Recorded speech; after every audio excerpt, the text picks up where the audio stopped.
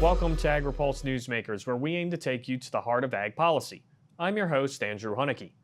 We're joined this week by House Ag Committee member Congressman Dusty Johnson, who joins us to talk about the reconciliation process, tariffs, and more. But first, here are this week's headlines. Two of President Trump's cabinet nominees influential to agriculture and food policy have been confirmed.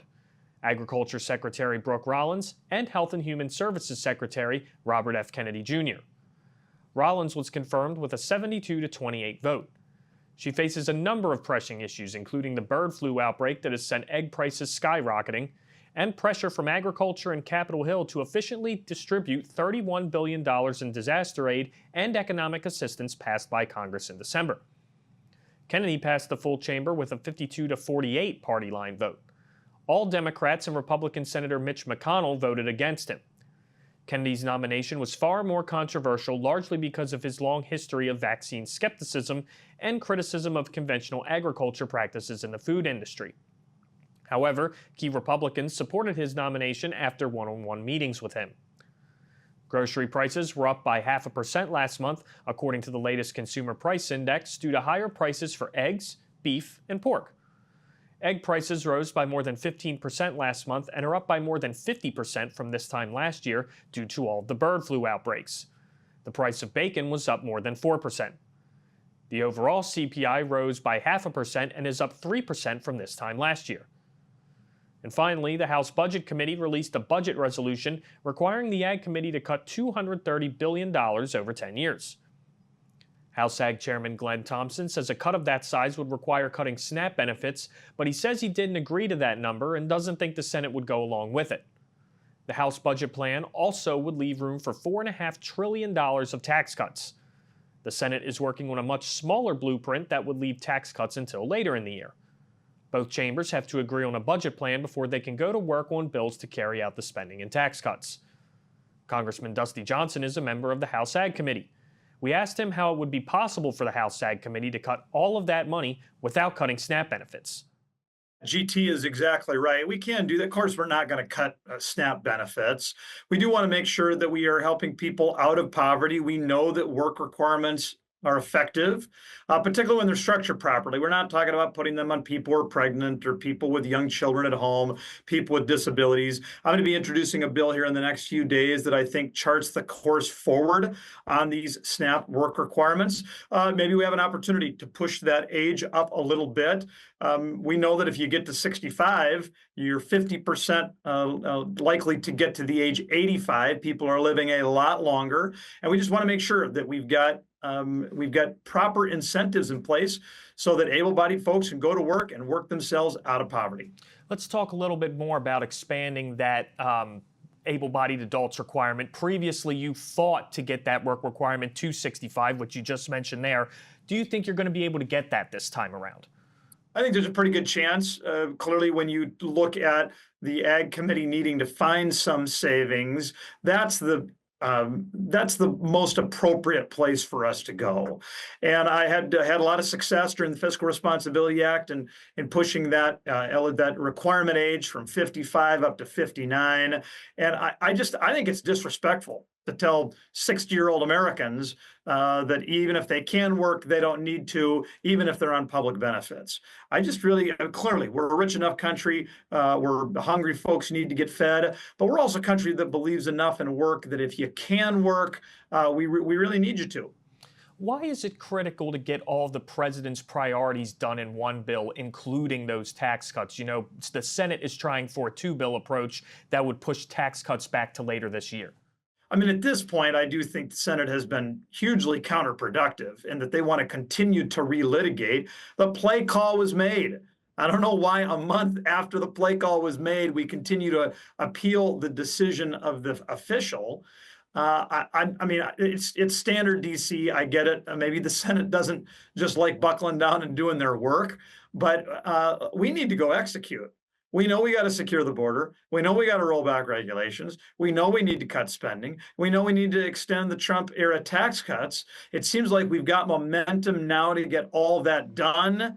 I don't know why we'd want to have a 10-step plan if we could have a one-step plan. We'll be back with more from Congressman Dusty Johnson right after this.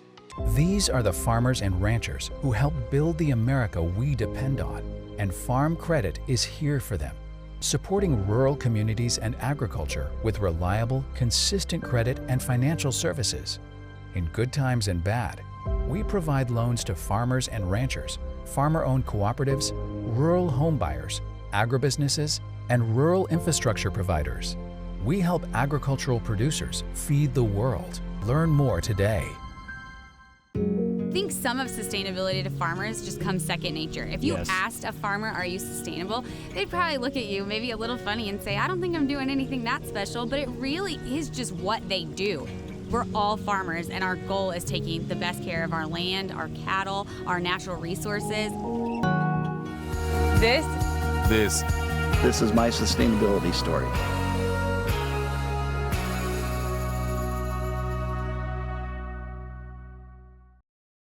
Welcome back. President Trump is threatening Canada and Mexico with 25% tariffs, which would include potash.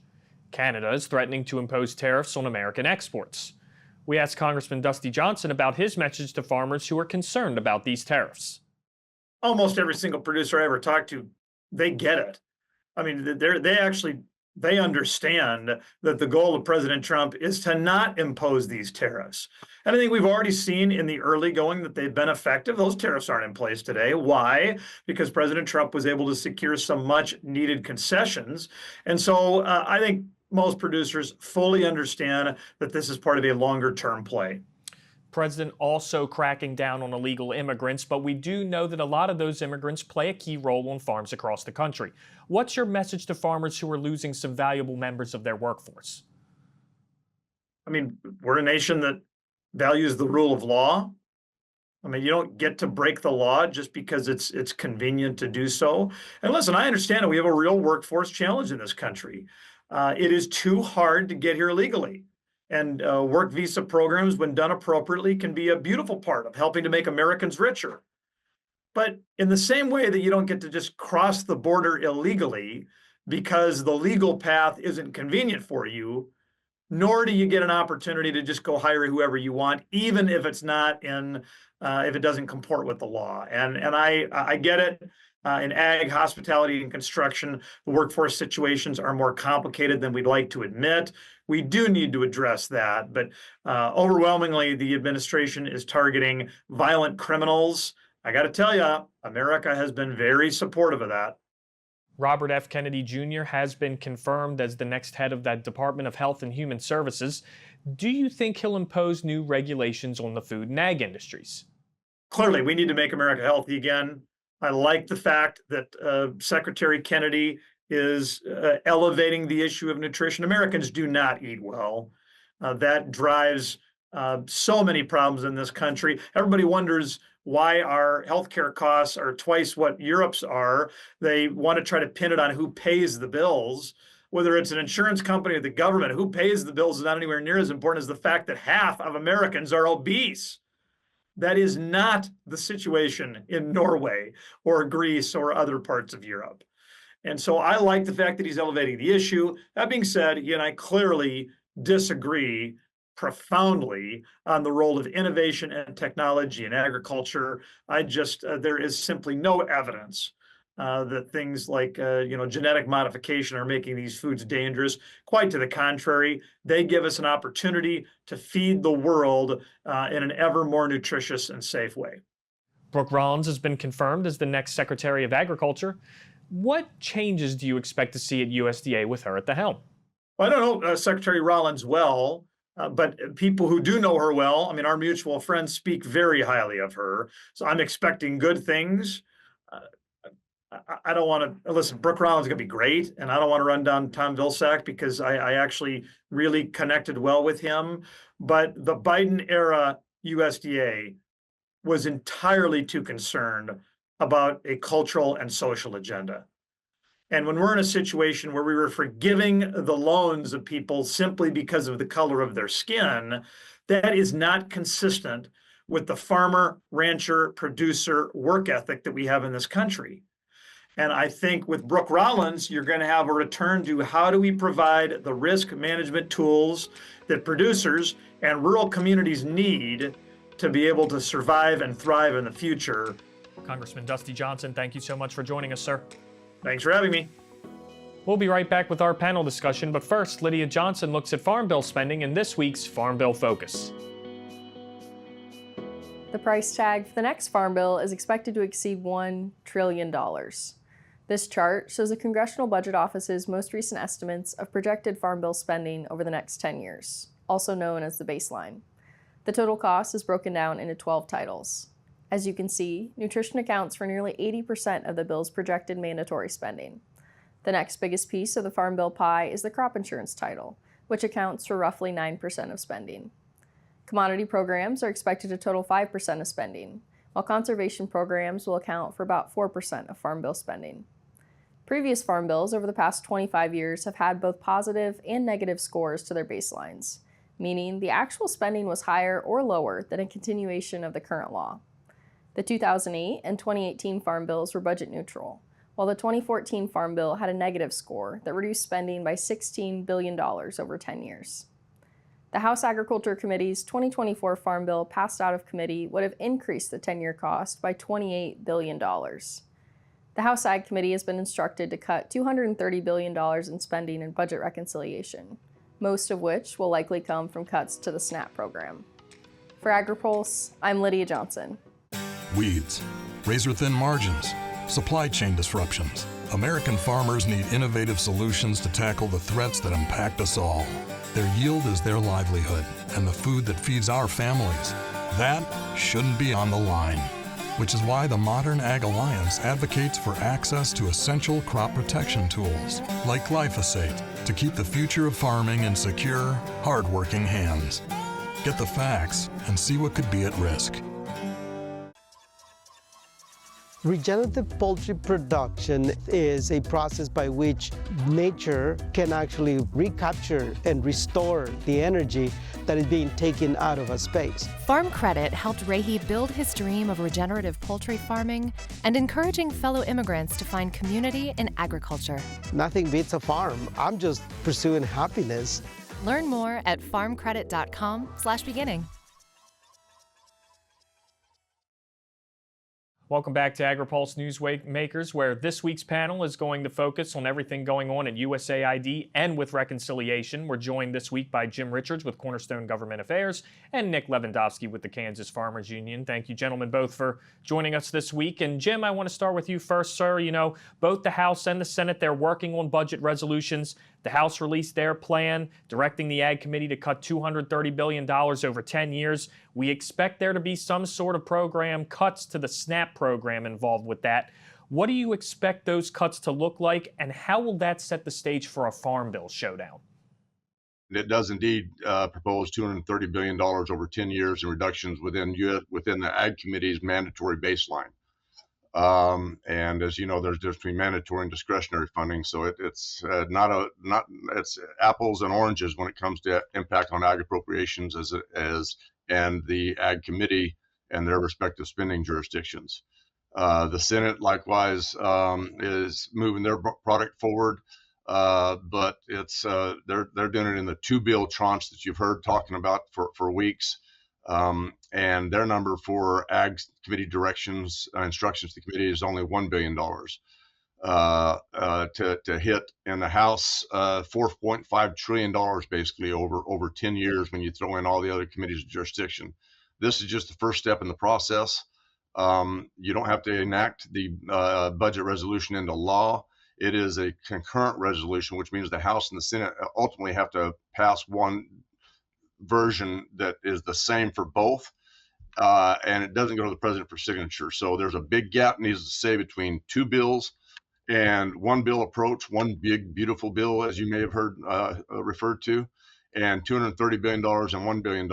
It's going to have an impact, obviously, on the Farm Bill down the road, but to get to those instructions, when the Ag Committee has to report out its product to comply with the restrictions of the ultimate HCON res, then the most likely place is SNAP.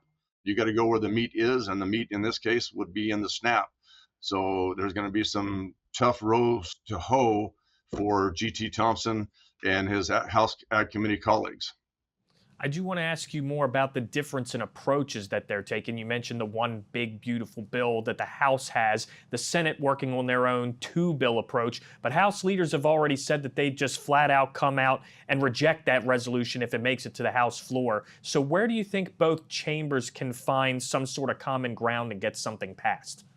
The House Speaker Johnson has basically got a one-vote margin on the floor of the House now, and he's going to have that until April. And where he'll pick up a couple more votes, but it's the narrowest majority that he's ever had to deal with. And this process that we're talking about right now and the difficulty that they're going through just on this package alone means that you have to pass a budget resolution out of committee. You have to pass it off the floor. You have to get it reconciled with the Senate. Then the committees of jurisdiction have to go do their parts from both House and Senate, come together, do a conference report, and come up with that package to send to the president. So those are multiple steps that have to be taken. In the Senate, 53 to 47 is a big difference, particularly on a reconciliation, because that gives them an advantage on process. In the House, it doesn't really give you an advantage on process, meaning the Speaker has got to come up with 218 votes and can only afford to lose one if all members are present and accounted for. So how many times can you ask your members to run the gauntlet for a two-bill approach, given those margins and all the different votes that have to take place in the committees of jurisdiction with the instructions and on the floor of the House on rules, etc. Nick, I'd like to bring you into the discussion now, sir. You know, the U.S. Agency for International Development, it's effectively been shut down at this point. Shipping and distribution of food aid has resumed, but we know the Trump administration still plans to cut thousands of workers. How is this impacting U.S. commodities for food aid?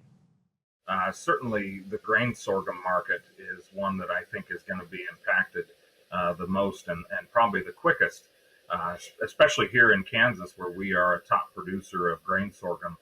And grain sorghum is one of the major crops that goes out through USAID. Of course, wheat as well, like the wheat that's right behind my shoulder here.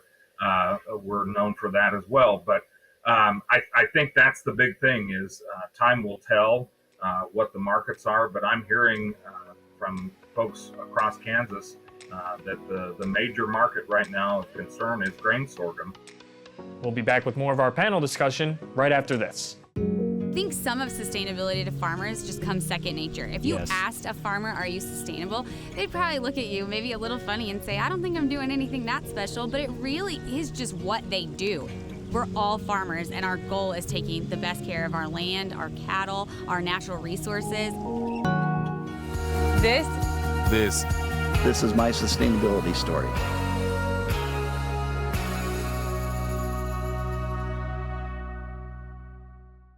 Weeds, razor-thin margins, supply chain disruptions. American farmers need innovative solutions to tackle the threats that impact us all.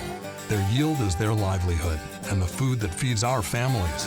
That shouldn't be on the line, which is why the Modern Ag Alliance advocates for access to essential crop protection tools like glyphosate to keep the future of farming in secure, hard-working hands.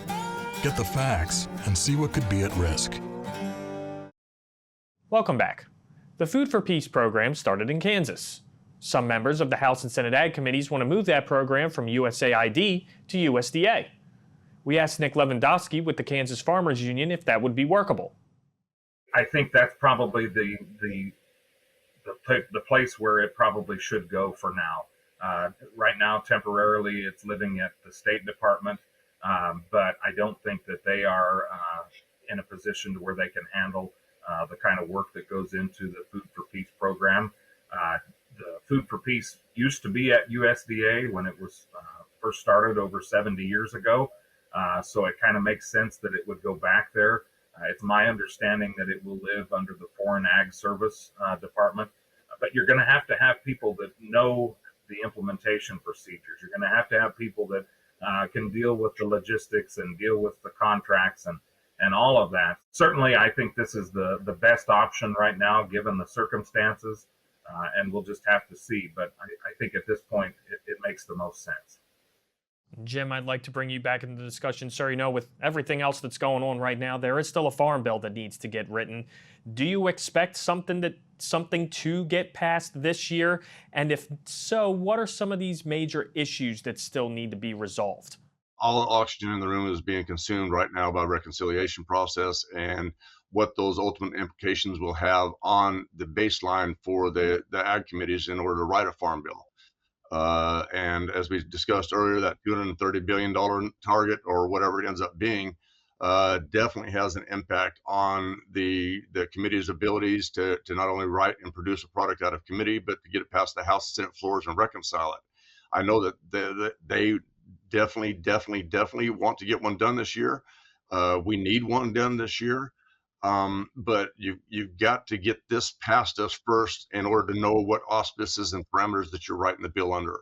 Until we have those final numbers, it's going to be hard to say.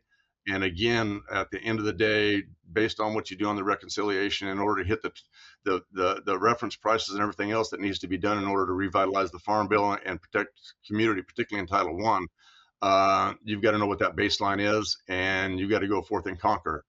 And Nick, what have you been hearing from your farmer members about the Trump administration's effort to cut waste, fraud, and abuse in the government? I think the big thing is if there is such waste and fraud and abuse and corruption in the government, then by all means, let's investigate it. Let's let the legislative branch of our government do that work that they are supposed to do. This is their job. But having one person, one individual who was unelected and seems to me pretty much unaccountable, coming in and doing all this and